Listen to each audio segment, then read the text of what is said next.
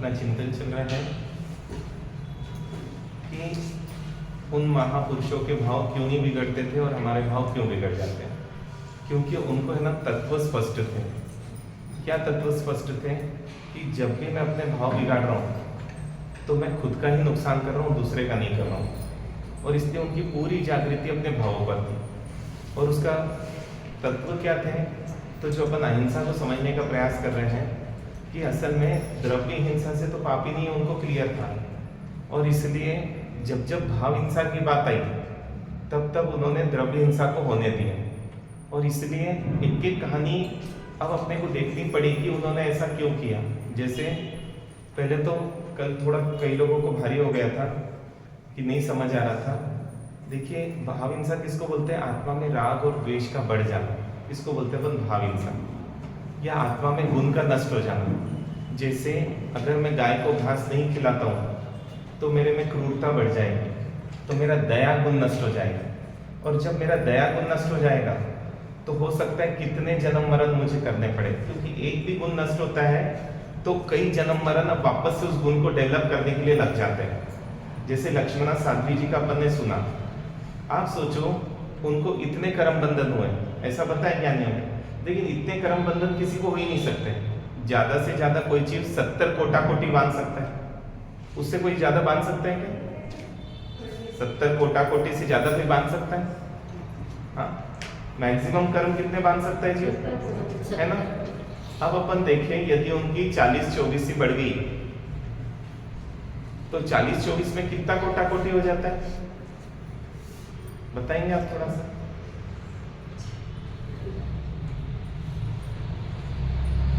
मतलब 20 कोटा कोटि में कितनी 24 होती है?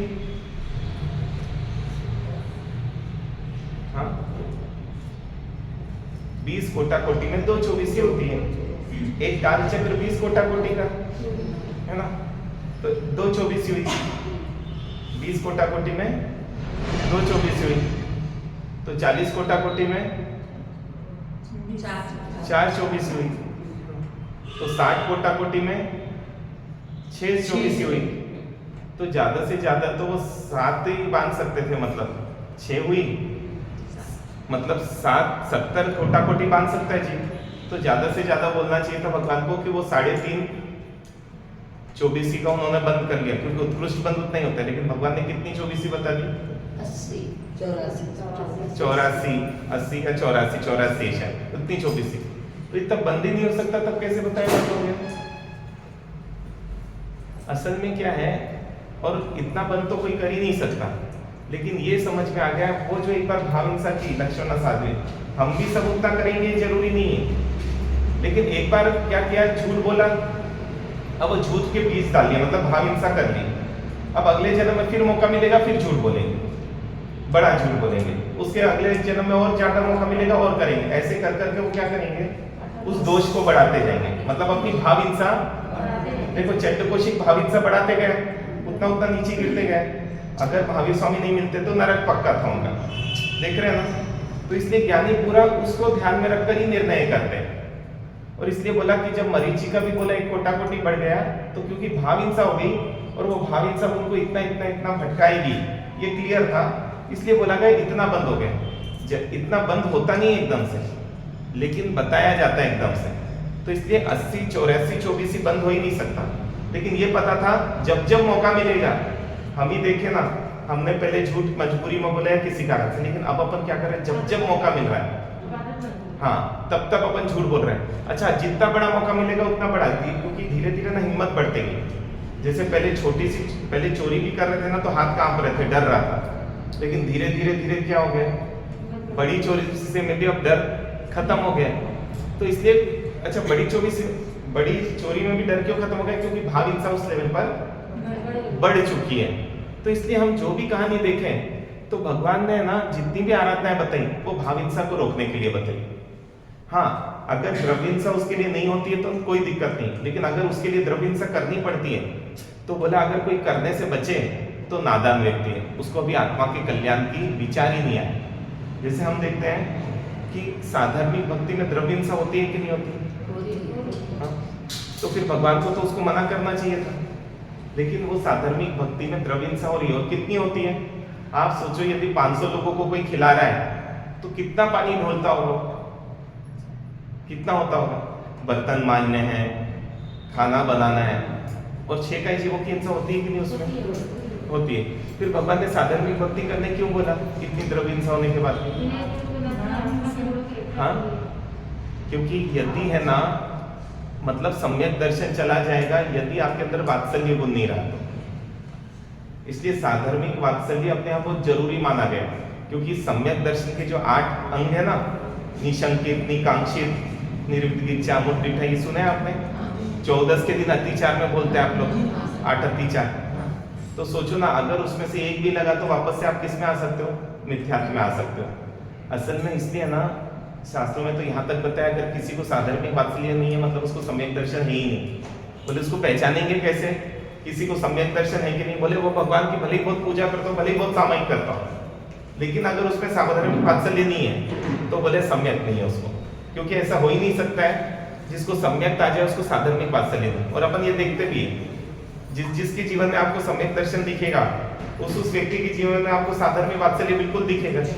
पुण्या श्रावक के जीवन में पूरा था साधर्मिक वात्सल्य, और ऐसे जितने भी भरत राजा के जीवन में पूरा साधर्मिक वात्सल्य था। आप देखो कि इतना था कि मैं सबको बचाऊं, इतनी भी भावना थी। और इसलिए उन्होंने क्या किया, अभय कुमार ने तो वो काल सोक्रिक के बेटे के साथ दोस्ती की। क्यों दोस्ती की? क्योंकि उसको पता है जब तक मैं इसकी भाव हिंसा नहीं रोकूंगा ना, तब तक मैं ये कत्ल खाने बंद नहीं करवा सकता काल सोक्रिक के। तो उन्होंने क्या किया, पहले उससे दोस्ती की। सोचो, घंटों घंटों उसके लिए उन्होंने वो की ना, उसके साथ घूमते थे, फिर उसके साथ धर्म की चर्चा करते थे, फिर उसको जैन धर्म के बारे में धीरे धीरे बताते थे, फिर उसको थोड़ी सी श्रद्धा लाई धीरे से कि देखो हिंसा का फल बहुत कटु होता है। और धीरे धीरे कर कर उसकी इतनी भाव हिंसा कम कर दी कि अब उसके लिए द्रव्य हिंसा पॉसिबल नहीं। इसलिए जब काल सोक्रिक मरा तो अब परिवार वालों ने बोला अब सूतक पूरा हुआ भैया, अब आप तो है ना अपना व्यापार संभालो। और इसलिए उनको वो चाकू दिया, जो मारने वाला रहता है ना, वो चाकू दिया, बोले अब आप अपना काम चालू करो। तो बोले मैं इनको अब नहीं मार सकता। वो क्यों नहीं मार सकते? क्योंकि अब भाव हिंसा नहीं रही तो द्रव्य हिंसा पॉसिबल ही नहीं हो पाएगी ना उनको। और अभय कुमार ने क्या किया, भाव हिंसा रोकी।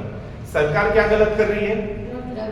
सरकार द्रव्य हिंसा रोक रही है। अब द्रव्य हिंसा रोकेंगे और इधर टीवी देखेंगे, मूवी देखेंगे, गलत चीजें देखेंगे, तो गलत भाव आने के बाद अच्छा सज्जन व्यक्ति के अंदर भी गलत करने के भाव आ जाएंगे। क्योंकि वो भाव हिंसा की ताकत है कि अगर बार बार कोई चीज गलत देखेगा दिमाग में तो सोचो ना, करने के भाव आ जाएंगे ना। इसलिए हम देखते हैं जो लोग सीआईडी देखते हैं ना, वो सब पे शक करते हैं। क्योंकि क्या हुआ, उसमें तो व्यक्ति सब पे शक करता है। और धीरे धीरे मतलब एक महाराज साहब भी है, अब वो है ना, उनको जब भी वो गोचरी जाते हैं हमारे साथ, उनको विश्वास ही नहीं होता। बोले महाराज साहब मेरे को डाउट है ये नीम पत्ती सूखी है। बोला भैया, अब आगे वाले ने बोला है कि ये सूखी है। बोले ये सूखी है तो इतनी हरी क्यों है? तो उनसे पूछा आप पहले सीआईडी देखते थे क्या? बोले हाँ मैं देखता था। बोला बस समझ गया। और उनकी आंखों से कोई चीज छुप नहीं सकती, ये भी बात है।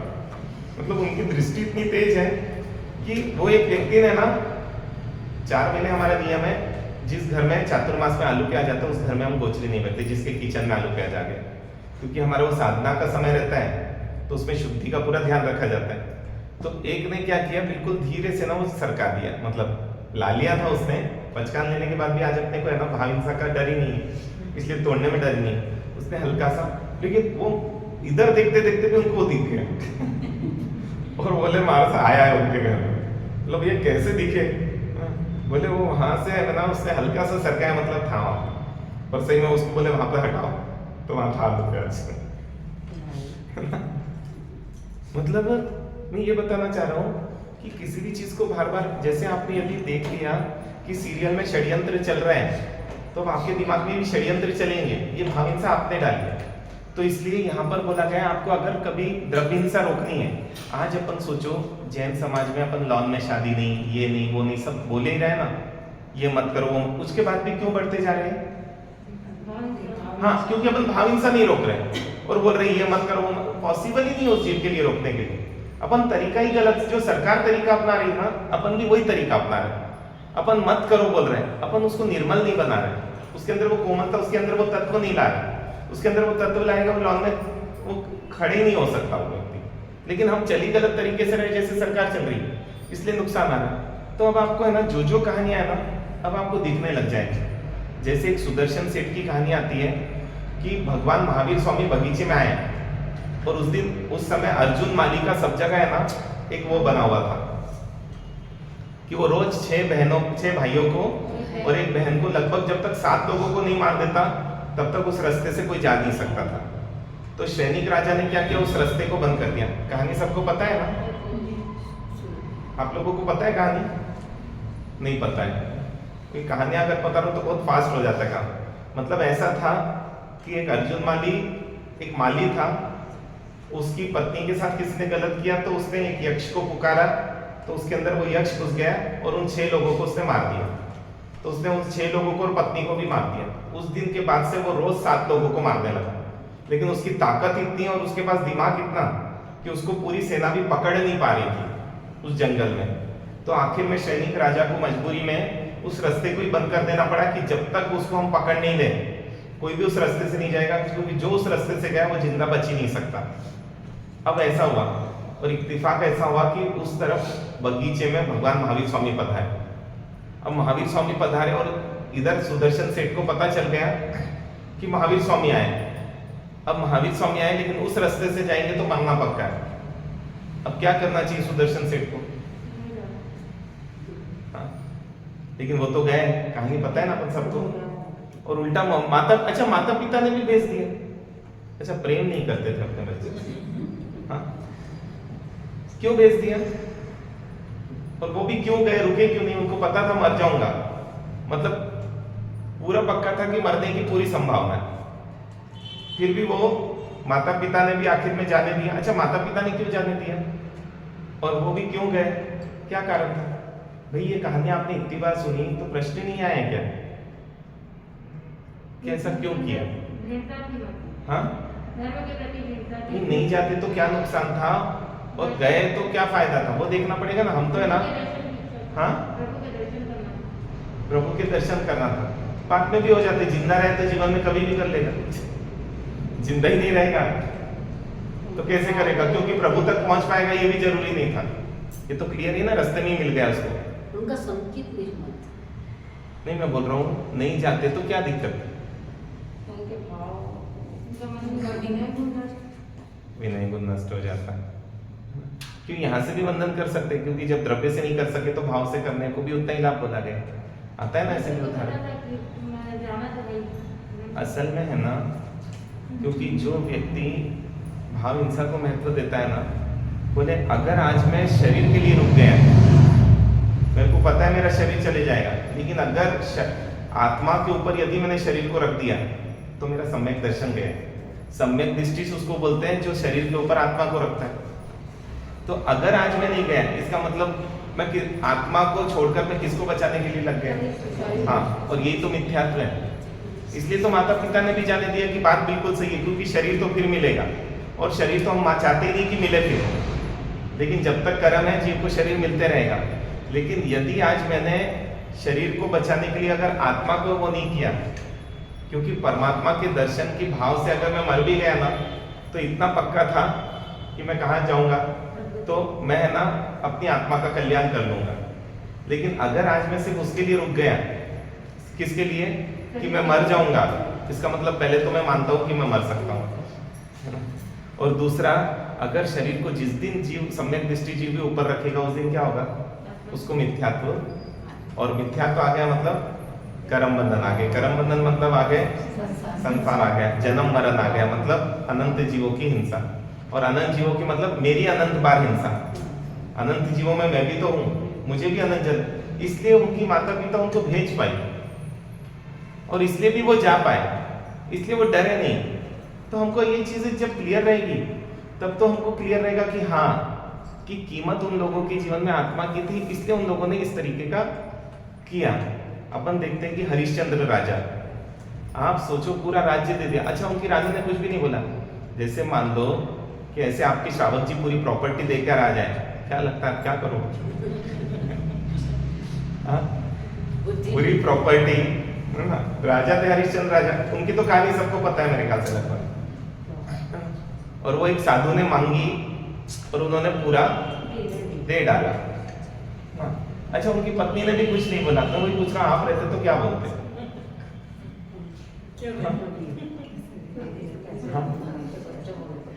हाँ? अच्छा, किसको पूछ के दिया? मेरा भी इस पे समान अधिकार है। लेकिन आप देखो, वो जो तारा थी, जो उनकी पत्नी थी, वो भी उनका साथ देने के लिए खुद को बेच डाला उन्होंने, क्योंकि थोड़ा सा द्रव्य कम पड़ रहा था। जो उन्होंने जितना देने का बोला था ना, उसमें थोड़ा सा द्रव्य पड़ गया तो दोनों बिक गए, लेकिन वो चीज पूरी की। क्यों इतने करने की जरूरत थी? आप सोचो ना। हाँ, क्या नुकसान हो जाता? नहीं बोलते भैया नहीं दूंगा तो? हाँ, सम्यक नहीं, सत्य बोलो यहाँ पर। मतलब आपको क्लियर रहना चाहिए, हमारा दया गुण नष्ट हो जाएगा। कोई भी गुण नष्ट होगा तो संसार बढ़ेगा, लेकिन आपको ये क्लियर रहना चाहिए मेरा कौन सा गुण। सोचो, वो अपने एक सत्य को, एक जबान को बचाने के लिए वो बिकने राजी हो गए और इतनी बुरी बुरी परिस्थितियां झेलने राजी हो गए। 3 दिन से उनका बेटा खाया नहीं, लेकिन एक बार भी याद नहीं आया, एक बार भी ये भाव नहीं आया, अरे मैंने गलत तो नहीं किया। ये विचार भी नहीं आया। सीता जी को भी ये विचार नहीं आया, मैंने गलत निर्णय तो नहीं किया, क्योंकि इनकी श्रद्धा है ना, इनके तत्व एकदम दृढ़ थे। अपन कई बार सही करते हैं, लेकिन फिर भी लगता है मैं गलत तो नहीं कर रही हूँ। जैसे कई लोग बोलते, महाराज साहब मैं अपने बच्चे को मोबाइल नहीं देके गलत तो नहीं कर रही। महाराज साहब मैं वो पानी भरती हूँ, अब जीव हिंसा भी बहुत होती है, मैं गलत तो नहीं कर रही हूँ, गाय को पानी पिलाने के लिए भरती हूँ। तो अब ये क्यों आ रहा है? इसलिए आप सही भी कर रहे हो तो गलत है, ये मान के चलो। क्योंकि शराबी बहन को भी बहन बोले तो उस पर विश्वास करने जैसा नहीं। ऐसे मिथ्यात्वी कितना ही सही बातें भी बोले, उसको मानने जैसी नहीं है। इसलिए हमारा सही आचरण, हमारे सही शब्द है ना, अभी कोई भी मायने नहीं रखते, क्योंकि हमको तत्व इतनी पकड़ी नहीं, इतने स्पष्ट ही नहीं। वहां पे हरिश्चंद्र राजा को क्लियर था, अगर मेरा सत्य चला गया तो कर्म बंधन बढ़ गया, कर्म बंधन बढ़ गए तो, और संसार बढ़ गया तो, हाँ, और यदि मैंने इस सत्य को बचा लिया, और हम देखते हैं उन्होंने सत्य को बचाया, सब फिर मिल गए, क्योंकि वो तो पाप के उदय से सब गया था। लेकिन उन्होंने उस वस्तुओं का महत्व नहीं माना, अपने गुणों का महत्व माना। सम्यक दृष्टि उसको बोलते हैं जिसको गुणों की कीमत है। हमको कितनी है गुणों की कीमत? हाँ, हम देखें, क्योंकि इसी से तो पहचानना पड़ेगा ना। गुणों की कीमत मतलब आत्मा की कीमत। अरे आत्मा और गुण एक ही है ना। जिसको मीठा अच्छा लगता है मतलब शक्कर अच्छी लगती है, शक्कर और मीठा से अलग थोड़ी है। आत्मा और गुण अलग थोड़ी है, आत्मा और गुण अलग नहीं है। हमको 24 घंटे में गुणों की रक्षा का कितना ध्यान आता है? हम सोचें, जीवों की रक्षा का ध्यान आता है, गुणों की रक्षा का, क्योंकि वो जीवों की भी रक्षा गुण की रक्षा के लिए कर रहा है। और हम जीवों की रक्षा पाप से बचने के लिए कर रहे हैं, मेरे को पाप नहीं लग जाए, है ना, मेरे को दुख नहीं भोगना पड़े। इसलिए हम प्रतिक्रमण भी इसलिए करते हैं कि मेरे को भविष्य में दुख नहीं भोगना पड़े। और सम्यक दृष्टि प्रतिक्रमण इसलिए करता है ताकि मेरे दोष हट जाए, क्योंकि दोष से ही तो दुख आते हैं। वो कारण पर हमेशा जाता है, हम कार्य पर जाते हैं। तो देखो ना, 24 घंटे में आपको कितनी बार अपने गुणों का ख्याल आए? क्योंकि जिसको अपने गुणों की रक्षा का ख्याल है, क्या वो टीवी देख सकता है? क्या वो इंस्टाग्राम चला सकता है? वो ये चीजें कर ही नहीं सकता। और इस प्रवृत्ति से क्लियर है कि उसको अपने गुणों की कीमत नहीं है, क्योंकि और गुणों की कीमत नहीं, इसका मतलब वो अभी कहाँ है? मिथ्यात्व में। सीधी सीधी बात है। तो इसी लक्षणों से तो हम अपने आप को पहचानेंगे। और आप देखो, जिनको भी था, हम देखते हैं उनको गुणों की कीमत बहुत थी। आप सोचो, अपने एक सिद्धांत को बचाने के लिए वो मैना सुंदरी एक कोड़ी के साथ जाने राजी हो गई, और उसको कोई अफसोस नहीं। क्यों अफसोस नहीं? अच्छा, गलत नहीं किया। अच्छा, पिता से जवान लड़ाते तो गलत किया ना मैना सुंदरी ने? हाँ, अरे पिता की बात मान लेती, इतना ही बोलती थी, पिता सही में आप ही सबको सुख दुख दे रहे हैं, इतनी सी तो बात थी। अच्छा, वो छोटी सी बात नहीं है। हाँ, अरे पिता क्या बोल रहे थे? इतना ही बोल रहे थे ना बेटी को कि क्या मान ले तू कि मैं सबको सुखी दुखी कर सकता हूं, मैं चाहूं तो रंग को राजा बना दूं और चाहूं तो राजा को रंग बना दूं। इतना ही सुनना चाह रहे थे ना बेटी के मुंह से, लेकिन वो बेटी बोलने राजी नहीं थी। तो गलत किया ना उन्होंने। हाँ? जिद्दी नहीं है वो। अच्छा, क्या नुकसान हो जाता इतना सा बोल देती तो? अरे आगे को समाधि मिलती पापा को, और पापा को तो समाधि देनी चाहिए। हाँ, मिथ्यात्व में चले जाते। सोचो उनके लिए इतनी सी बात भी इतनी मायने रखती है, और हमारे लिए हम बोलते हो तो कुछ सोचते ही नहीं, बोलो ना जो बोलना है। तो कैसे बोले, हमको आत्मा का 0.1% भी चिंता है। वो एक सिद्धांत के लिए कोड़ी के साथ शादी करने राजी होगी, सिर्फ इतना बोलने राजी नहीं कि पिताजी आप सुख दुख देने वाले। उसने बोला कर्म से ही सुख दुख होता है, कोई किसी को सुखी दुखी नहीं कर सकता, ये तो उनका सिद्धांत है। लेकिन ये चीज पिताजी को जची नहीं, लेकिन उसने बोला कि चाहे जो हो जाए, मैं सिर्फ है ना इस शरीर की रक्षा के लिए या थोड़ी सी सुख सुविधा के लिए अपने सिद्धांतों को है ना बदल नहीं सकती। और हम, अच्छा हमारे कोई सिद्धांत है क्या, इसलिए हमने कोई सिद्धांत ही नहीं बनाया। जैसी परिस्थिति आए ना वैसा कर लो। इस हमको ये बात बहुत छोटी लगती है। अब देखो ना, मरीची ने इतना ही तो बोला था, धर्म तो यहाँ पर भी है। हमको ये बातें बहुत छोटी लगती है, इसलिए हमें ना बोलने के पहले सोचते ही नहीं कि हम उत्सुक प्ररूपता तो नहीं कर रहे हैं। और उनको इतना क्लियर था, अगर मैंने ये शब्द बोल दिया मतलब ये उत्सुक प्ररूपता हो जाएगी मेरे से, और ये हो गई मतलब मैं मिथ्यात्व में आ गई, क्योंकि बिना मिथ्यात्व में उत्सुक प्ररूपता कैसे करेगा जी। और कर दिया मतलब इतना बढ़ गया। मुझे कोड़ी के साथ जाना राजी है, लेकिन अपने दृष्टि को मलिन करना बिल्कुल नहीं राजी है। इस जीव को बोलेंगे अपन सम्यक दृष्टि। तो अगर ये चीज हमको स्पष्ट होती जाए, और जितनी कहानियां लाओ ना, आप उस कहानियों में यही चीज देखोगे आप कि क्या है कि उन लोगों ने अपनी भाव हिंसा को रोकने के लिए जो भी प्रयास किए। इसलिए बोला भाव हिंसा को रोकने के लिए मतलब यदि है ना झूठ भी बोलना पड़े तो दिक्कत नहीं। और इसलिए आप देखो, आत्मा को बचाने के लिए झूठ भी बोलने राजी है, लेकिन उनको क्लियर है कि किसको बचाने झूठ बोलना, शरीर को बचाने झूठ नहीं बोलना। इसलिए आता है सुदर्शन सेठ का कि सुदर्शन सेठ के दोस्त की पत्नी उन पे आसक्त हो गई, और आसक्त हो गई तो एक दिन धोखे से बोला आपके जो दोस्त है ना एकदम बहुत हालत उनकी खराब हो गई, आप जल्दी बताइए। सुदर्शन सेठ भी दुकान से दौड़े, और दुकान से दौड़े और जैसे ही घर में घुसे और बोले कहाँ है मेरा दोस्त, कहाँ है। इतने में तो उस नारी ने दरवाजा बंद कर दिया और बोलने लगी कि मैं तुमको बहुत चाहती हूँ। अब ये सुदर्शन सेठ बोलता अपन तो फंस गए, अब क्या करें। तो सुदर्शन सेठ ने बोला कि लेकिन मैं तो नपुंसक हूँ। झूठ बोलना पाप नहीं है।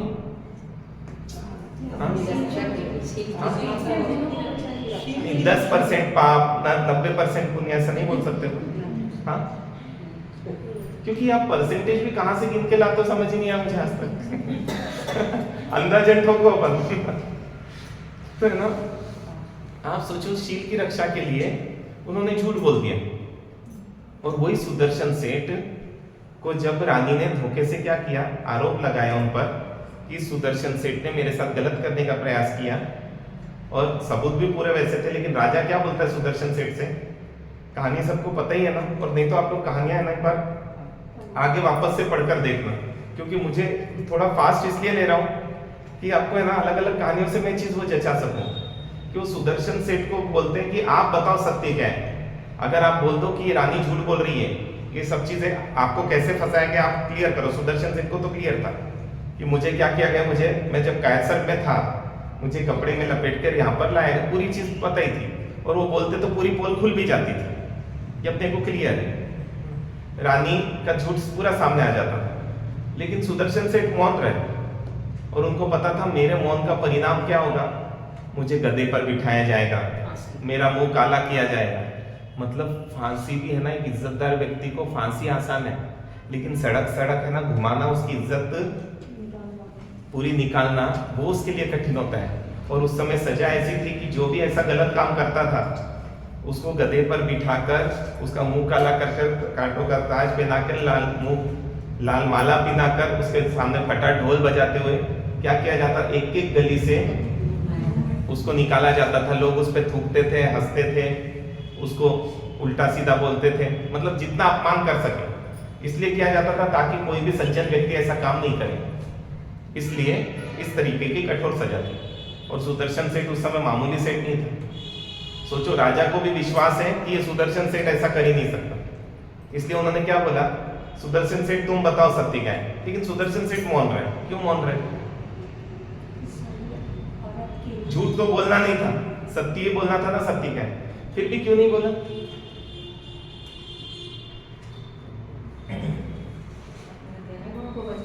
हाँ, द्वेष आ जाता है अपने दया किसको द्वेष आता? बाकी लोग को अपने दया गुण को बताने। देखो राग, ऐसे राग आ रहा है वो भी पाप है, और रानी तो अपनी भाव हिंसा ऐसे भी कर ही रही है, ऐसा नहीं कि नहीं कर रही है। देखिए शरीर के लिए ना हम सही भी बोलने राजी हैं, और आत्मा के लिए हम झूठ भी बोलने राजी हैं। ये उनको क्लियर था कि शरीर को बचाने के लिए क्यों सत्य भी बोलूं, क्यों एक शब्द भी बोलूं, और जो होगा मेरी परीक्षा हो जाए कि मैं अपने आप को शरीर मानता हूं कि आत्मा मानता हूं। और इसलिए सोचो गली गली भी घुमाए, उनको कोई वो नहीं, बिल्कुल शांत। क्यों? क्योंकि मैं शरीर हूं ही नहीं, है ना? और पब्लिक मेरा सम्मान करे अपमान करे उससे मुझे लेना देना ही नहीं। मैं क्या हूं ये मुझे पता है, मैं भगवान आत्मा हूं, और इसलिए क्या है, ना मेरा कोई अपमान कर सकता है ना मेरा कोई सम्मान कर सकता है, क्योंकि मुझे कोई पहचानता ही नहीं। कितनी स्पष्ट थी उन लोगों की, और इसलिए उन लोगों को कोई डिगा नहीं पाया। उनको कोई ना धर्म संकट में, धर्म संकट किसको आता है? जिसको धर्म का ज्ञान नहीं है। मैं सही बता रहा हूं, जिसको धर्म का ज्ञान है वो कभी धर्म संकट में नहीं फंसा। ऐसे कोई उदाहरण नहीं कि धर्म संकट में कोई फंसा हो, तुरंत डिसीजन ली। अरे भाई जब जब भी ऐसे डिसीजन आए कि ये या ये, तो कभी धर्म संकट नहीं आया उनको। कि वो आया, चक्रवर्ती को भी आया कि पिता का मतलब आदिनाथ भगवान का वो हुआ, केवल ज्ञान हुआ है, और आपके आयुष्काल में चक्र रत्न उत्पन्न हुआ, और चक्र रत्न उत्पन्न होता है तो इसकी पूजा करते हैं। लेकिन उन्होंने बोला पहले, हाँ, क्योंकि उसको क्लियर है कि फर्स्ट प्रायोरिटी में कौन, हमारे जीवन में फर्स्ट प्रायोरिटी में कौन, संसार या धर्म। हम धर्म कब करते हैं? जब संसार के पूरे काम निपट जाए, और संसार का एक छोटा भी काम रहेगा ना तो हम आज धर्म नहीं करेंगे, पहले वो करेंगे। कर्तव्य हमारा संसार बढ़ाना है। लग रही है कहानियां जो भी आप देख रहे हैं, और जितनी भी कहानियां हैं, मतलब वो राजा, सैनिक राजा पूरे ठाट बाट से जो जाते थे, तो बोले क्यों जाते थे? अगर वो ठाट बाट से नहीं जाए तो उनका सम्यक दर्शन चला जाए। बोले सम्यक दर्शन का क्या लेना देना, इतनी हिंसा हो रही है, इतना आडंबर हो रहा है। बोले सम्यक दृष्टि शावक का ये कर्तव्य है कि वो अपनी पूरी ताकत है ना दूसरों को भी परमात्मा से जोड़ने में लगाए। और इसलिए क्या है, ठाट बाट से जाते तो अपन भी देखते, बाहर बाजे बजते तो एक बार तो व्यक्ति जाकर देखता है। तो जब इतना बड़ा राजा ठाट बाट से जा रहा है तो कई लोग क्या होता था, उनके साथ हो जाते थे, और उसके कारण उनका कल्याण हो जाता था। इसलिए आगम में जगह जगह पर अपने को इतनी द्रव्य हिंसा दिखती है, लेकिन वो सभी द्रव्य हिंसा भाव हिंसा रोकने के लिए थी।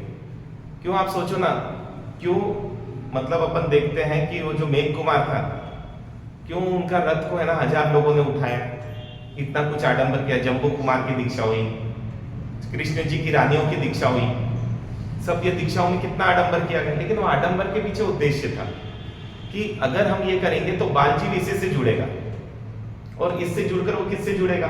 वो परमात्मा से जुड़ेगा। तो इसलिए ये सब चीजें उस समय मस्त मानी जच रही है। अब वापस से प्रश्न पे आ जाओ। इतनी कहानियां बता दी, मेरे ख्याल से क्लियर हो गया होगा। ऐसी और कोई कहानी आपके पास जिसमें उसने द्रव्य को मुख्यता दी, भाव को मुख्यता नहीं दी? और इसलिए बोला भाव को बचाने के लिए जीव मतलब यहां तक आता है उदाहरण कि साध्वियों को किडनैप कर लिया डाकुओं ने, और साध्वियों को एक जगह रखा, और क्या हुआ कि मतलब उनका पहरा देने के लिए रखा, और बाकी डाकू किस कार्य के लिए गए या जो भी गए, तो इतने में है ना वो डाकू है ना पानी पीने के लिए नीचे उतरा। इतने में वो साध्वी बोलती है कि सभी साध्वियों को पत्थर उठाओ और इसको मार डालो। गलत है ना? सही है। अरे साध्वी इतना बोल सकती कि इतनी क्रूरता वाला पार्ट क्या बोल रहे हो कि अभी मौका है, अभी अगर इसको मार देंगे तो ये चीज हो सकती है, तो पाप तो लगेगा ना उनको कि नहीं लगेगा? क्योंकि इतने सारे साथियों की शील की बात आ गई थी, क्योंकि अगर उसको नहीं मारे तो इतनी सारी साथियों का शील का भंग होने की संभावना है, इसलिए उस समय मारना जरूरी है उसको। तो यहाँ पर है ना ये देखा जाता मेरी आत्मा जिससे बसती वो फायदा है, मेरी आत्मा जिससे गिरती है वो नुकसान है। यहाँ पर है ना द्रव्य का कोई लेना देना ही नहीं, ये मान के चलो। ये चीज आपको शरीर के लिए, शरीर के लिए हम 10 लाख भी लगा देंगे, ये आपके कंसेप्ट जैसे क्लियर है। ऐसे ही आत्मा के लिए हम द्रव्य जितना चाहे उतना लगा देंगे। और इसलिए ये पहले की नारियों में शील को लेकर इतने उदाहरण मिलते हैं कि सोचो 1200 बहनों ने एक साथ जलते कुएं में अपनी जान दे दी। कर्मावती का आता है ना, सुनी होगी ना आपने कहानी कि जब, हाँ पद्मावती नाम था कि कर्मावती था? कर्मावती अलग है, पद्मावती अलग। कर्मावती का भी आता है। हाँ, कर्मावती का। कर्मावती का सुना है मैंने, है ना? शायद चित्तौड़ के उधर की बात है। चित्तौड़ की पद्मावती रानी रहती है, हाँ। वो आग में कूद जाती है शील की रक्षा। हाँ, नहीं 1200 बहनों को दी 1200 थी। बहनों। है ना? तो आप सोचो ना क्यों उनको इतने शील का, क्योंकि उनको उस गुण की कीमत थी। आज हम सोचिए हमने बच्चों को कौन से गुण की कीमत बताई आपने अभी तक? हाँ, फिर बोलते हैं हमारा सब बच्चे, हम उतने में खुश हो जाता मेरा बच्चा सामयिक करता, पूजा करता है। जिसको गुण की कीमत ही नहीं आई वो व्यक्ति कोई आराधना कर ही नहीं सकता, क्योंकि जिसको गुण की कीमत है उसके लिए तो ये आराधना उपयोगी है, और या तो ये आराधना उस गुण की कीमत लाने के लिए। लेकिन हमने तो क्या किया? हाँ? मतलब मैं बताया ना, बच्चों ने ये बोला हमारा साहब 2 घूंट पी लेंगे क्योंकि किसी का दिल नहीं दुखाना। उनके लिए शराब पीना कोई बड़ी बात नहीं है, किसी का दिल दुखता हो तो ये सब चीजें क्यों हुई? क्योंकि आप लोगों ने ना इस तत्वों को क्या किया, समझा ही नहीं। और जब समझा नहीं तो आपने बच्चों में वो तत्व बचपन से नहीं डाले कि देख बेटा शील के लिए, और अपन देखते इसलिए वो नारियों में इतनी बहादुरी थी कि जहां शील की बात आती ना तो बोलते वो है ना बिल्कुल माँ काली बन जाते थे, इतना उनका प्रभाव था। क्यों? क्योंकि उनके अंदर गुण की इतनी कीमत थी। वो जान, और दूसरों को भी पता था कि जहां शील की बात आती है भारतीय नारी जान दे भी सकती है और किसी की जान ले भी सकती है। इसलिए व्यक्ति सोचता था कि अगर वो बोल रही है तो सही में क्या करेगी, वो कर देगी वो चीज। लेकिन अभी अपन क्या देखते हैं, आज शील की कीमत है थोड़ी भी। हाँ? आज तो मतलब मैं बोला ना, बच्चे ये बोलते हमारे से बिना शादी के संबंध रखने में क्या दिक्कत है। लेकिन ये सब क्यों हुआ? क्योंकि आपने ना ये तत्व बचपन से ना डाले नहीं, और अब उनको समझाने का, अच्छा वो बच्चा आपके बीच में से पूछ रहा है, उसको ये पूरा कंसेप्ट समझाने के लिए तो हमको समय चाहिए, इतना पूरी ABCD समझाने के लिए उतना ना उसके पास समय, क्योंकि उसकी एग्जाम है, फिर उसका और कोई काम है, वो तो आया आधे घंटे के लिए, तो उसको ये पूरी तो नहीं समझा सकते। तो उसको कुछ बात हम बता ही नहीं सकते। क्या बताएं? बस ये बताना पड़ता है जो उसको जचेगी नहीं, अपनी भारतीय परंपरा है या उसके दूसरे नुकसान हैं या ऐसे वैसे, लेकिन वो उनको जचती नहीं है बातें, क्योंकि चेहरे से हमको ये समझ में आ जाता है जज तो नहीं रही। क्यों? लॉजिकल समझाना पड़ेगा, और लॉजिकल तो कब समझेगा जब ये तत्व उसको है ना, और ये तत्व अपने को बचपन में डाल देने चाहिए थे कि दिन भर हमको है ना गुणों के लिए मेहनत करनी। तो शायद हमें ना झूठ नहीं बोलते ऐसा नहीं, लेकिन बहुत मजबूरी होती तो झूठ बोलते हैं, बहुत मजबूरी होती तो गलत करते हैं। और जब मजबूरी में गलत करते हैं तो अभी शास्त्रकार, अभी शास्त्र जो पढ़ रहा हूँ उसमें बताया, उसको है ना वो जो बंद होता है वो निरनुबंध होता है। निरनुबंध का मतलब होता है उसका पाप तो मिलेगा लेकिन उसमें नए कर्म वापस नहीं बंधेंगे। उसको बोलते हैं, वो एक पूरा टॉपिक है अनुबंध और निरनुबंध वाला। लेकिन है ना मजबूरी में कर रहा है क्योंकि गुणों की कीमत है, लेकिन अभी ताकत नहीं हो पा रही है, तो उसको है ना, लेकिन मंजूरी से जो कर रहा है और उसको अच्छा मान रहा है, तो बोले अब वो तो क्या करेगा, जब उसका पाप मिलेगा या जो भी वो कर्म का उदय आएगा तब वापस से पाप बांधेगा। फिर बोले उस पाप का जब उदय मिलेगा फिर पाप वापस से बांधेगा। ऐसे है ना उसको बोलते हैं अनुबंध, परंपरा। मतलब लक्ष्मणा साध्वी जी की परंपरा वाला पार्ट आया, इसलिए इतना बताना पड़ा। अगर वो परंपरा नहीं आता ना तो कोई नहीं, क्योंकि सोचो ना इतने से झूठ से इतना नुकसान हो जाएगा। लेकिन परंपरा से तो हो सकता है। एक व्यक्ति आज छोटी चोरी कर रहा है और बोल दिया कि इसने चोरी की, इसने पेंसिल चुराई इसलिए उसको फांसी लगी। अब पेंसिल चुराने से फांसी लग सकती है तो झूठ बोला उन्होंने? नहीं, ये पेंसिल चुराई, फिर बड़ी चीज चुराई, फिर और बड़ी चीज चुराई, फिर कोई चीज चोरी करने के लिए किसी को मार दिया और उसको फांसी हो गई। तो सीधा क्या बोल दिया कि पेंसिल चुराई इसलिए फांसी लगी। इसलिए वो जो झूठ था वो बहुत बड़ा नहीं था, लेकिन ये क्लियर था कि वो झूठ अब बड़े बड़े झूठ करते जाएगा और इतने बड़े झूठ तक आएगा वो कि जबरदस्त कर्म बांधते जाएंगे। तो हमको क्या करना है ये सोचने वाली बात है। तो अब मैं आपको एक है ना घटना बता रहा हूँ, उससे क्या करना चाहिए ये आप बताइए। ये एक आता है पेथड़ शाह के जीवन की घटना आती है कि देवगिरी नगरी थी और देवगिरी नगरी में मतलब जैनों के प्रति द्वेष रखने वाले सब लोग थे, राजा से लेके प्रजा से लेके सब लेके। और सम्यक दृष्टि की एक ही भावना रहती है कि सबको मैं परमात्मा का रसिक बना दूं, सबको जिन शासन का रसिक बना दूं। इसलिए एक धार्मिक व्यक्ति की जिम्मेदारी उसका व्यवहार अच्छा रहे, क्योंकि जब मेरा व्यवहार अच्छा रहेगा, जब आपका व्यवहार अच्छा रहेगा, तभी तो आपकी काम वाली बाई को लगेगा कि हाँ जैन लोग अच्छे रहते हैं, और ये लगा जैन लोग अच्छे रहते हैं, तब तो वो आगे बढ़ेगी। लेकिन अगर वो अपने को देखे और बोले अरे जैन लोग तो ऐसे हैं, तो जैन मतलब कौन ऐसे? परमात्मा ऐसे।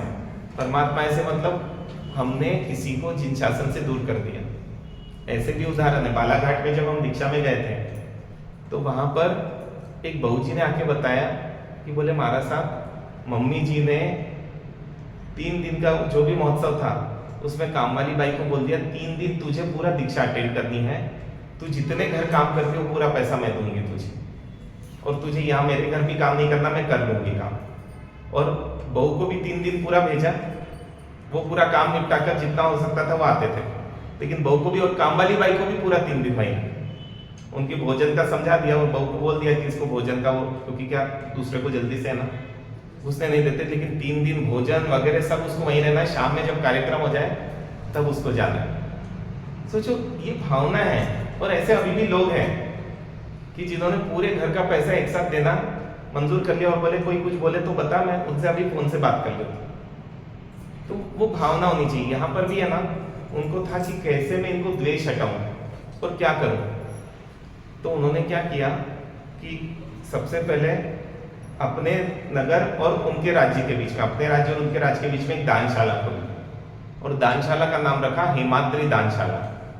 हेमाद्री उस देवगिरी के मंत्री का नाम था, हेमाद्री मंत्री, और उन्होंने उस मंत्री के नाम से पूरा रखा।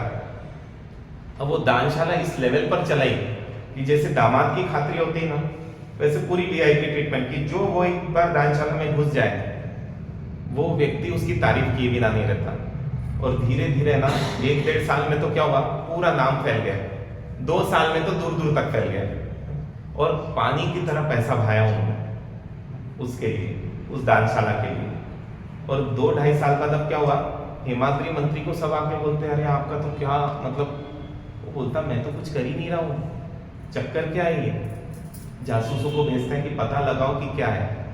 तो जासूस लोग भी जाते और देख के दंग रह जाते कि इस लेवल पर इस दानशाला में व्यवस्थाएं दी जा रही है, इस लेवल पर ठाट बाट दिए जा रहे हैं। तो वो भी है ना जाकर बोलते कि बात तो बिल्कुल सही है, लिया तो आप ही का नाम जा रहा है, और इस लेवल पर वहां पे ठाट बाट है कि जो एक बार वहां जाए उसको जीवन भर उस दानशाला को भूल नहीं सकता। ये सोच के हेमाद्री मंत्री बोलता अब तो मुझे जाना ही पड़ेगा। और वो जाते, वो भी जब देखते हैं, और उन जो कार्यकर्ता उनको भी समझ में आ जाता है कोई सामान्य व्यक्ति नहीं है, क्योंकि एक व्यक्ति के व्यक्तित्व से पता चल जाता है कि कोई विशेष व्यक्तित्व है। उसकी जबरदस्त खातरी को देख के गदगद हो जाता है और पूछता है ये दानशाला कौन चला रहा है। तो बोलते हैं दानशाला देवगिरी नगरी के मंत्री हेमाद्री चला रहे हैं। इतना बोलना था तो बोलते देखो सच सच बताओ, क्योंकि मैं ही हेमाद्री हूँ, और इसलिए कौन चला रहा है ये सच सच बताओ। तो बोलते हैं आप थोड़ा सा रुकिए, हम हमारे मालिक को सूचना देते हैं।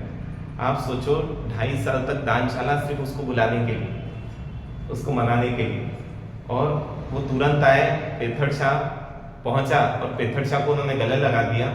बोले आपने वो काम किया है जो मैं सोच भी नहीं सकता था, कि पूरे चारों तरफ आपने मेरा नाम कर दिया, और बताओ आप क्या चाहते हो। तो बोले कुछ नहीं, देखो बोले मैं भी मंत्री हूँ और आप भी मंत्री हो, और यहाँ कोई बिना किसी स्वार्थ के कुछ नहीं करता। लेकिन हाँ, अगर आपका वो स्वार्थ राज्य विरुद्ध है, मेरे देश के विरुद्ध है, तो मैं नहीं कर पाऊंगा। लेकिन अगर उसमें बाधक नहीं है तो आप बता सकते हो, मैं पूरी कोशिश करूंगा कि आपका वो कार्य मैं करूँ। तो वो बताते हैं कि बस मैं इतना चाहता हूँ कि आपके देवगिरी में मैं एक जिनालय बनाना चाहता हूँ, एक जैन मंदिर बनाना चाहता हूँ। इतना बोलना था कि वो मंत्री को तो एकदम, क्योंकि बहुत बड़ी बात थी वहाँ पर वो चीज़ करना। लेकिन मंत्री बोलते ना ये राज्य विरोध है ना ये देश विरोध है, क्योंकि ये हर व्यक्ति को एक अपना करने का वो तो अधिकार है। बोले लेकिन मुझे थोड़ा सा वक्त दीजिए, मैं आपको जिस दिन बुलाऊंगा आप मेरे नगर में आना। तो बोले ठीक है। अब वो जाता है और बार बार है ना वो मंत्री पेथड़ शाह की तारीफ करता है राजा के सामने पेथड़ चातो ऐसा है, पेथड़ चातो, और बहुत मुश्किल है कोई विद्वान किसी विद्वान की तारीफ करे। और है ना, अब राजा के भी अंदर उत्कंठा, मुझे मिलना है, क्योंकि मंत्री जिसकी तारीफ कर रहा है मतलब वो व्यक्ति तो सामान्य हो ही नहीं सकता। अब जब लगता है कि राजा पूरे उसमें अभी फॉर्म में, तो वो बोलता है ठीक है, अगर आप चाहते हैं मिलना तो मैं सूचना भेजता हूँ। और सूचना भेजते पेथड़ शाह को, और पेथड़ शाह प्रवेश करता है देवगिरी में। और देवगिरी में जैसे ही प्रवेश करते वो इतनी दान बहाते हैं, इतना सबको खुश कर देते हैं कि पूरा नगर पेथड़ शाह बोलने लग जाता है। राजा बोलता है ये है कौन व्यक्ति, ये कोई जादूगर है या कोई सम्मोहित करने वाला है कि अभी ये व्यक्ति आए ही है और पूरा नगर पेथड़ शाह बोल रहा है। और फिर वो मिलते हैं राजा से, और राजा को भेंट देते हैं, सोने चांदी हीरे मोती जो भी थे भेंट देते हैं। राजा उठता है और उनको गले लगा देता है, और वो बोलते पेथड़ शाह, मैं आपसे मिलकर बहुत खुश हुआ, और मुझे ये तो पता है आपके लिए इन चीज़ों की कीमत नहीं है, ये हीरे मोती रत्न वगैरह, क्योंकि जो व्यक्ति इस तरीके से जी सकता है उसके लिए इन चीज़ों की तो कीमत नहीं है। इसलिए लेकिन मैं खुश हूँ, इसलिए बताओ मैं आपको क्या दे सकता हूँ। राजा भी पूरे उसमें रहता है, और वो तो वही मौका देख रहे थे कि कब राजा ये चीज़ इस तरीके से बोले। और उन्होंने बोला कि बस अगर आप मेरे पे प्रसन्न हैं तो मैं आपके नगर में एक जमीन चाहता हूँ जिनालय बनाने के। इतना बोलना था कि राजा को भी झटका लगा, और राजा मंत्री की तरफ देखता है, और मंत्री तो पहले से ही बोलता है ठीक है कोई वो नहीं, क्योंकि इतना बड़ा व्यक्ति आया है और एक जमीन ही मांग रहा है तो दे दो। तो राजा बोलता है ठीक है, लेकिन एक शर्त है, किसी की भी जमीन नहीं दी जाएगी, मतलब अगर कोई वहां पर रह रहा है तो वो जमीन आपको नहीं, खाली जमीन जो होगी वो आप ले सकते हो पूरे नगर में। बोलते जैसी आपकी आज्ञा। और ढूंढते हैं तो पूरे नगर के बीच में ग्राउंड खाली रहता है, और वो ग्राउंड खाली रहता है। अब वहां पर निर्णय हो जाता है, राजा भी बोल देता हाँ, लेकिन सबको बिल्कुल अखरता रहता है कि ये तो हमारी छाती पर काम हो रहा है, क्योंकि पूरे इसमें ये बीच में बन रहा है। बोले इसको रोके कैसे, लेकिन रोके कैसे, हर कोई है ना पेथड़ शाह। राजा भी प्रभावित है, मंत्री भी प्रभावित है। इतने में खोद काम चालू किया।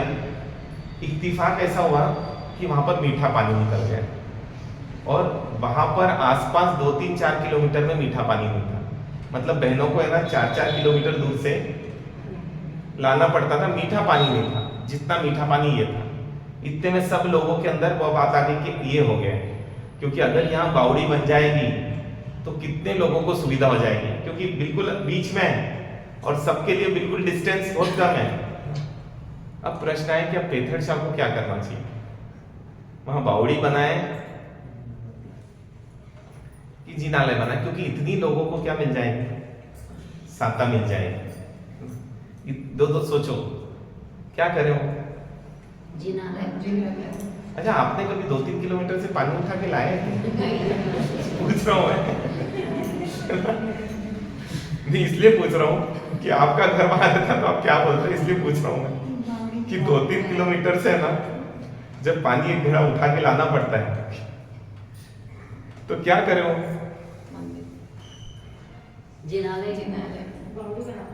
बावड़ी बनाए, ठीक है, और जिनालय बनाए, ठीक है। अच्छा, बावड़ी क्यों बनाए, इतने लोगों को साता मिले।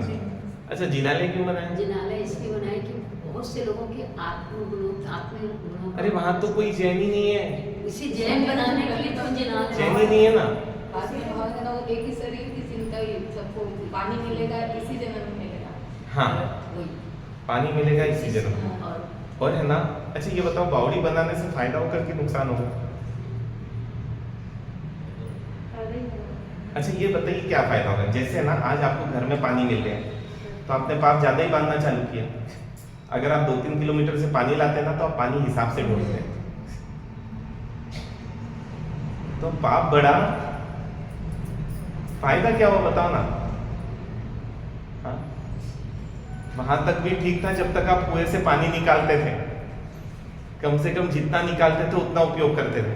आज तो क्या नल चालू कर दो, काम वाली बाई भी क्या नल चालू कर दो, तो बावड़ी बनाने में क्या फायदा बताओ ना। अच्छा फिर मान लो कि पहले पानी लाने में मान लो 2 घंटे लगते थे, अब पानी लाने में 15 मिनट लग रहे हैं, मान लेते हैं।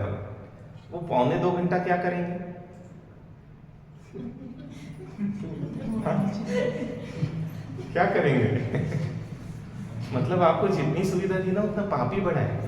वो पौने घंटे 2 घंटे और ज्यादा कोई पाप ढूंढ लेते हैं, क्योंकि ऐसा नहीं कि धर्म करते। फायदा हम कब मानते हैं कि जब वो पौने 2 घंटा बच गया मेरा, तो मैं पौने 2 घंटा यदि धर्म में इन्वेस्ट करूं तो फायदा माने।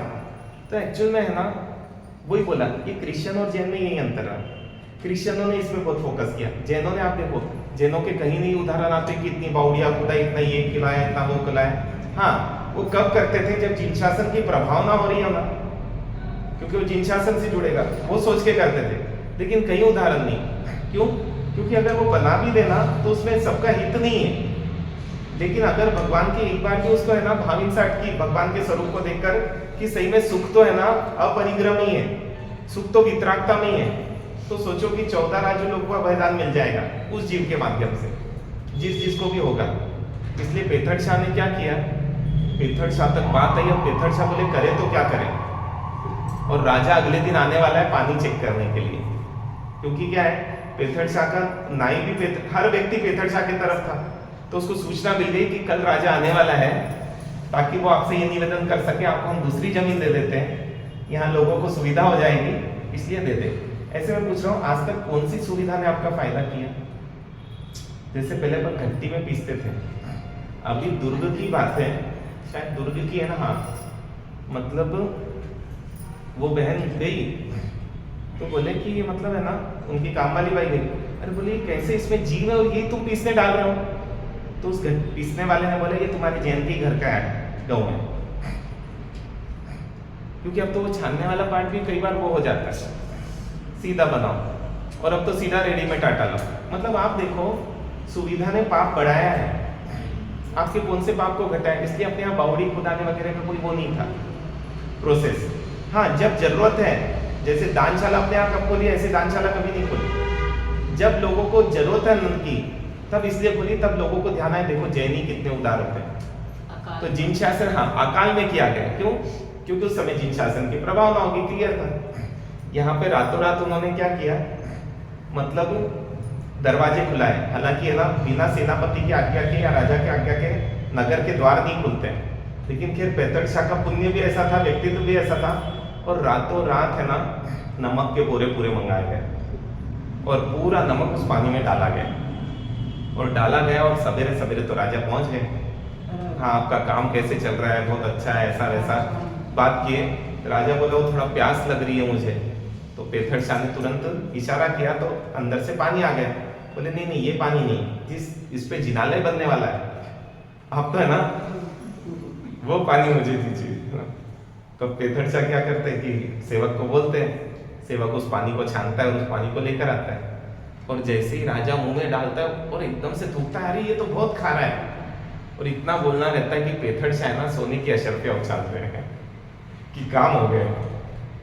क्योंकि है ना, हम हमेशा द्रव्य दया पर ही फोकस करते हैं, और इसलिए ना अपने लिए आज भी द्रव्य मुख्य है, लेकिन अपनी द्रव्य दया मारने वाली है। क्योंकि ऐसी ऐसी कहानियां भी है। अभी एक व्यक्ति ने कहानी बताई कि एक संत थे, वो सबको भोजन कराते थे, तो बोला भैया ये कहानी तो कहीं से भी भारतीय हिसाब से सेट नहीं होती है, लेकिन ऐसी कहानियां बताई जाती। तो अब क्या हुआ, उनके घर में उधारी बढ़ गई, जो भी हुआ। अब भोजन के लिए कोई आया तो उन्होंने पत्नी को बोला कि तुम जाओ थोड़ा तो कुछ तो लेकर आओ। पत्नी गई वो दुकानदार के पास, वो दुकानदार बोला अगर तू मेरे पास रात में आती तो मैं तेरे को भोजन देने राजी हूँ। तो बोले ठीक है आप दे दो, मैं आने राजी हूँ ना। और है ना, ठीक है, वो भोजन बना के खिलाती है, वो रात में पहुंच जाती है, लेकिन वो उनके चरणों में गिर जाता है वो व्यक्ति कि नहीं सही में तुम तो बहुत महान हो। मैं बोले ये कंसेप्ट कहीं से सही नहीं, शील बेचकर किसी को अन्न नहीं खिलाया जा सकता है, ये मान के चलो। कहाँ से कंसेप्ट आते हैं? अब ये ऐसी कंसेप्ट बच्चों को दिए जाएंगे, और अपन क्यों दिए जाएंगे? क्योंकि अपन ने सही नहीं दिए, और जब अपन सही नहीं देंगे तो जो गलत देगा वो उनको सही लगेगा। अब ऐसे कंसेप्ट जब बच्चों को देंगे कि अगर किसी की खुशी के लिए आप शील भी बेच दो तो कोई दिक्कत नहीं है, तो कैसे जिएंगे हम? आप सोचे ना।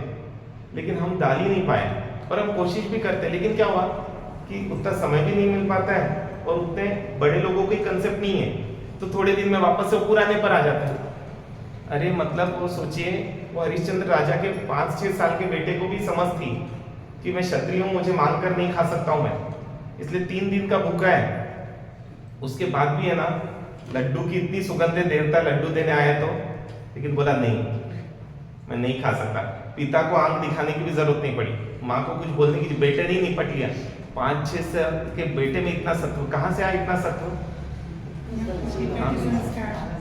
संस्कार नहीं, समझ। हाँ, क्योंकि जहाँ समझ नहीं है वहाँ संस्कार कितने दिन टिकेंगे? आपके बच्चे देखो बचपन में तो बहुत संस्कारी रहते हैं, मंदिर भी आते हैं, सामायिक भी करते हैं, धर्म ध्यान भी करते हैं, पाठशाला भी जाते हैं। जैसे ही बड़े होते हैं सब छोड़ देते हैं, प्रतिक्रमण भी पूरा भूल जाते हैं। यही इतिहास है ना अपना। क्यों है ये इतिहास?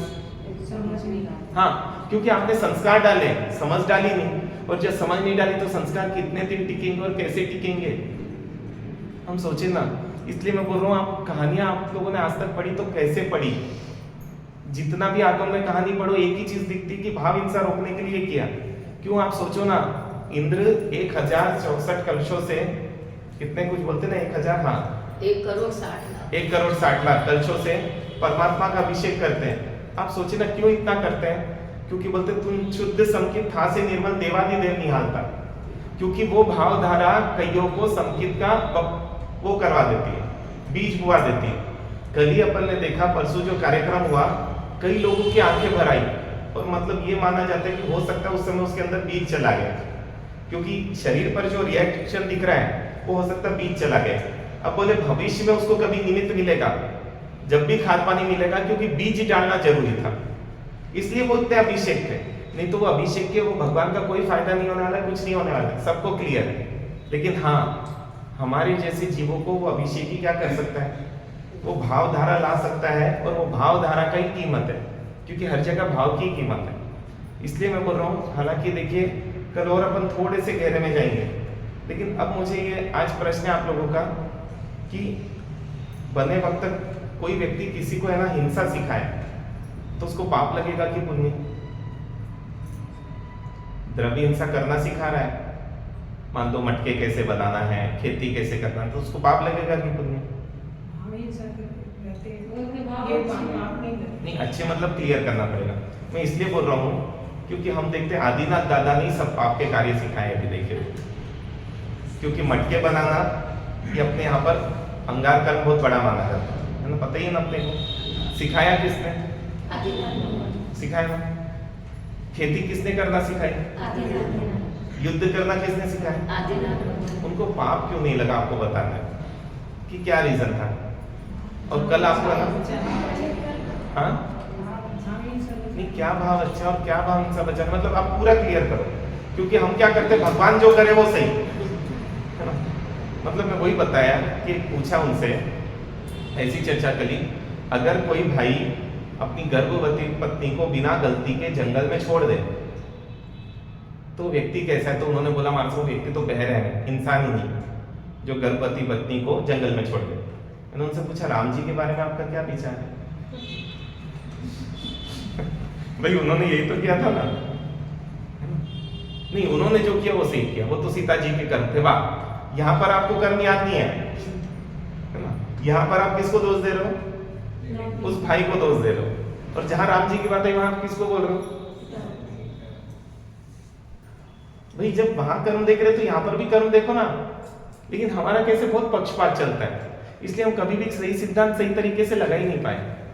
तो इसलिए मैं बोल रहा हूँ कल आप लोगों को क्या कहना, अब आप लोगों ने जितनी कहानी आज तक सुनी है एक बार सब जगह लगा कर देखो ना आप लोग, क्योंकि ये चीज पक्की करनी है कि गुण ही सब कुछ है और गुणों के लिए सब कुछ किया जा सकता है। बस ये चीज अगर आ गई आप में तो बस अपना वापस से जिन शासन उठने लग जाएगा। लेकिन क्योंकि जब से जिन शासन ने गुणों की पूजा छोड़ी है तब से जिन शासन का पतन चालू है। आप देखो ना, आज कोई भी व्यक्ति गुणों के अर्जन में कोई भी पुरुषार्थ नहीं कर रहा है। ठीक है 5-5 7-7 सामायिक हो जाती है, लेकिन वो सामायिक से किसी का भी भाव नहीं है कि क्या करना। अच्छा, सब किसी से पूछते सामायिक क्यों करते हैं? हाँ, समता बढ़ाने के लिए। लेकिन आपको ये बताओ, सामायिक से समता बढ़ती कि जॉइंट फैमिली से समता बढ़ती? हाँ, मैं बोलता हूं अगर आपको अपने बच्ची को समता बढ़वाना है तो जॉइंट फैमिली में दो, क्योंकि समाज ही आपकी समता बढ़ाएगा। अरे जिसकी भी जितनी समता बढ़ी है वो समाज से बढ़ी है। आप सोचो, बहुत सुनने का आदि हो जाते वो ट्रस्टी लोग धीरे धीरे धीरे। तो समता बढ़ाना है तो क्या करना पड़ेगा? सामायिक करना पड़ेगा कि समाज सेवा? अगर समता बढ़ाना है तो पूछ रहा हूँ लोगों से, क्या करना पड़ेगा? हाँ, अच्छा, सामायिक से किसकी समता बढ़ी बताओ ना। समाज सेवा की मैं 10 लोग बता दूंगा जो बहुत समता बढ़ गई, तो किससे करना? मतलब हमारा उद्देश्य नहीं है। देखो ये चीज मैं बोल रहा हूँ, इससे ये मतलब नहीं सामायिक नहीं करना, क्योंकि कभी भी आप गलत अर्थ ले लेंगे ना, तो आप सामायिक कर रहे हो, इसलिए मैं ये बोल रहा हूँ। जो सामायिक नहीं करते उनको तो क्या बोलूंगा, भैया बिना सामायिक के आप समाज सेवा भी नहीं कर पाओ, उनकी बात अलग है। क्योंकि जब जो सामने व्यक्ति उस हिसाब से कुछ बटेंगे, क्योंकि हम दोनों रूप में उसका हित चाहते हैं। तो इसलिए आज आप थोड़ा सा प्रयास करोगे, दिन भर मुझे गुणों को संभालना है, मेरे गुण ही कीमती है ना, और गुणों के लिए जान दी जा सकती है, जान ली जा सकती है। सिर्फ गुणों की रक्षा के लिए मुझे उपास आना है, सिर्फ गुणों की रक्षा के लिए मुझे सामायिक करना है, गुणों की रक्षा के लिए पूजा करना है। साधर्मिक भक्ति किस लिए करना है? गुणों की रक्षा के लिए। तीर्थ यात्रा क्यों निकालनी है? हाँ, कि मैं खुद, और जब मैं खुद के गुणों की रक्षा चाहता हूँ तो मैं अपने साधर्मिकों के गुणों की रक्षा के लिए भी क्या करूंगा? हाँ, और नहीं प्रयत्न करे तो उसका सम्यक दर्शन चला जाएगा। और इसलिए मुझे डाउट है कि आज कोई सम्यक दृष्टि है, क्योंकि सम्यक दृष्टि का ये अंग बताया गया, उसके अंदर साधर्मी वात्सल्य रहेगा ही, ये तो मान के चले। यथाशक्ति करेगा, ऐसा नहीं कि शक्ति का उल्लंघन। लेकिन आज मैं देख रहा हूँ कितनी खुशी होती है जब पारी है और अपने को लगता है कि 10 लोग आने वाले हैं, तो बहुत खुशी होती है। ऐसा नहीं है, आज है ना, हम देखते कई बार वो श्रावक को सोचना पड़ता है कि किसके यहाँ बोले, ये परिस्थिति आ जाती है। अगर जिन शासन में ये परिस्थिति है, मतलब जिन शासन में सम्यक दर्शन हट गया, ऐसा बोलना पड़ेगा। जिन शासन ने नहीं, इच्छा में उस संघ में, कि जहां संघ में व्यक्ति को ये सोचना पड़े श्रावक को, और मैंने देखा कई बार भोजन का समय हो गया लेकिन वो श्रावक जी बोले कैसे उनको कि आप भोजन के लिए पधारो, क्योंकि पता अगर घर लेकर गया तो दिक्कत है, और पारी वाले जो हैं वो बाहर गए हुए थे, तो वो दिक्कत आ जाती है कि करें तो क्या करें। इसलिए आप लोग सही में सम्यक दर्शन चाहते हो, सही में गुणों की रक्षा चाहते हो, तो हमको कदम उठाने पड़ेंगे वैसे। और मैं बोल रहा हूँ, अगर आप अपने बच्चों को बचाना चाहते हो तो उसको समझाओ, गुण ही बेटा सब कुछ है। अगर गुण के लिए सब कुछ त्यागना पड़े तो तू बहुत फायदे में रहेगा, तेरा जो सौदा है वो घाटे का बिल्कुल नहीं रहेगा। अगर ये चीज डाल दोगे तो अपने आप ही, अपन बोलते हमारे साथ पंचम आ रहे हैं, लेकिन आज भी ऐसे निर्मल लोग हैं, हम क्यों सोच रहे हमारा बच्चा जी नहीं पाएगा सत्य को लेकर। अरे वो क्षमता आ ही जाती है, सत्य में बहुत ताकत है, पूरा पुण्य पलट कर आता है उस जीव के पास। ये भी चीज देखने में आती है। करेंगे आप लोग ऐसा प्रयास? क्या करेंगे? सबसे पहले तो है ना, जितनी कहानियां, ये जितने आगम में आपने है ना आडंबर देखे होंगे, पूरा गांव को सफाई कराई, पूरा पानी छिड़का, बार बार पूछो ये क्यों किया, ये क्यों किया। फिर है ना, मतलब अगर साधु भगवान के दर्शन के लिए वो सुदर्शन सेठ गया है तो क्यों गया है? मिचाल भगवान के दर्शन के लिए। कोई श्रावक यदि बस लेकर जा रहा है तो उसको पाप लगेगा कि पुण्य? हिंसा कितनी हो रही है, द्रव्य हिंसा बहुत हो रही है, लेकिन क्योंकि उसका लक्ष्य उन जीवों को मारना नहीं है, उसका लक्ष्य है जीवों को बचाना। बोले कैसे बचाना? क्योंकि ये जो अभी हिंसा हो रही है वो 6 काय जीवों को हिंसा को बचाने के लिए लेकर जा रहा है। बोले कैसे लेकर जा रहा है? तो बताएं, क्योंकि उसके अंदर ये है कि ये जीव अगर गुण के अनुरागी बन गए, तो गुण के अनुरागी बन गए तो ये जीव है ना अपने आप ही हिंसा छोड़ देंगे, और इसलिए 6 काय जीवों की अहिंसा हो जाएगी। फिर अपन कल और उसको विस्तार से लेंगे, लेकिन आज तो मेरे ख्याल से कुछ चीजें और क्लियर हुई होगी। हाँ, अब जब भी जीवन में कुछ निर्णय करना है कि शरीर या आत्मा, तो हमको देखना है कि मुझे आत्मा के गुणों को चुनना। आत्मा को चुनना मतलब गुणों को चुनना, और गुणों को चुने मतलब आपका सम्यक दर्शन निकट है, क्योंकि मिथ्यात्वी, गाढ़ मिथ्यात्वी गुणों को चुन ही नहीं पाता है। मंद मिथ्यात्वी अपुनर्बंधक चुनना चालू करता है, और सम्यक दृष्टि तो उसी को चुनता है। ऐसा मान लीजिए। ओम शांति शांति। आने बोला था ना, 2-4 पॉइंट लिख के लाए थे क्या? अच्छा, कल उसको ले लेते हैं अपन प्रॉपर से, है ना। कल आप लोगों को ऐसी कुछ कहानियां लानी है।